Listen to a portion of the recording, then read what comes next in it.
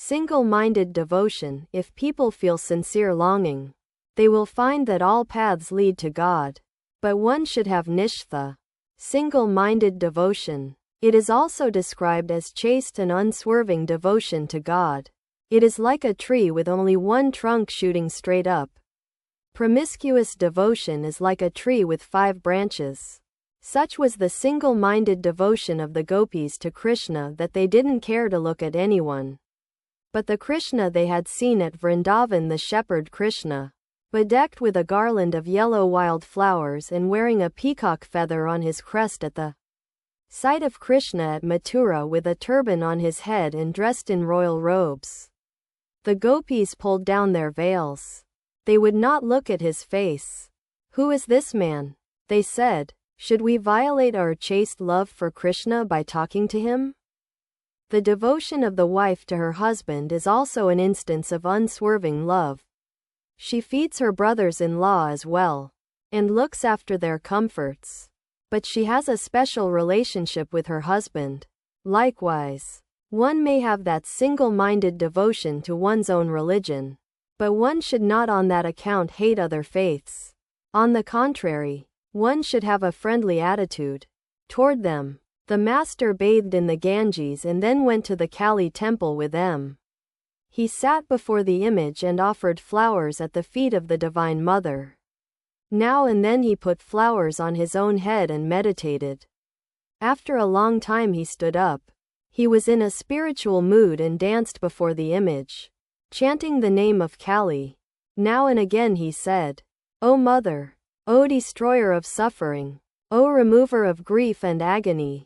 Was he teaching people thus to pray to the Mother of the universe with a yearning heart, in order to get rid of the suffering inevitable in physical life?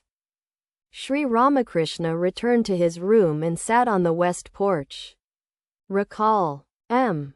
Nakor Vaishnav and other devotees were with him.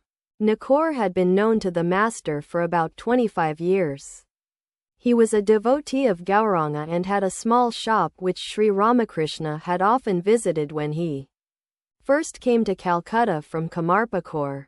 Still overpowered with divine ecstasy, the master sang, "O Kali, my mother full of bliss, enchantress of the Almighty Shiva, in thy delirious joy thou dancest, clapping thy hands together, Eternal One, thou great first cause. Clothed in the form of the void thou wearest the moon upon thy brow. Where didst thou find thy garland of heads before the universe was made? Thou art the mover of all that move, and we are but thy helpless toys. We move alone as thou movest us and speak as through us thou speakest but worthless." Kamalakanta says, fondly berating thee, "Confoundress! With thy flashing sword thoughtlessly thou hast put to death my virtue and my sin alike." He sang again, "Mother, thou art our sole Redeemer. Thou the support of the 3 gunas. Higher than the Most High. Thou art compassionate, I know, who talkest away our bitter grief. Sandhya art thou, and Gayatri, thou dost sustain this universe. Mother, the help art thou of those that have no help but thee. O eternal beloved of Shiva, thou art in earth, in water thou liest at the root of all. In me, in every creature, thou hast thy home. Though clothed with form, yet art thou formless reality." The master sang a few more songs in praise of the Divine Mother. Then he said to the devotees, "It is not always best to tell householders about the sorrows of life. They want bliss. Those who suffer from chronic poverty can go without food for a day or 2. But it is not wise to talk about the sorrows and miseries of life to those who suffer if their food is delayed a few minutes." Vaishnavcharan used to say, "Why should one constantly dwell on sin? Be merry." While the master was resting after his midday meal, Manohar Goswami, a singer of Kirtan, arrived. He sang about the ecstatic love of Gauranga and the divine episode of Vrindavan. The master was absorbed in a deep spiritual mood.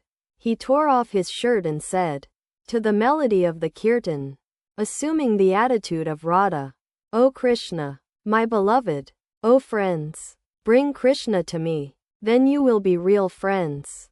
Or take me to him, and I will be your slave forever. The musician sat spellbound at Sri Ramakrishna's ecstasy. Then he said with folded hands, "Won't you please rid me of my worldliness? Master, you are like the holy man who went about the city after first finding a lodging.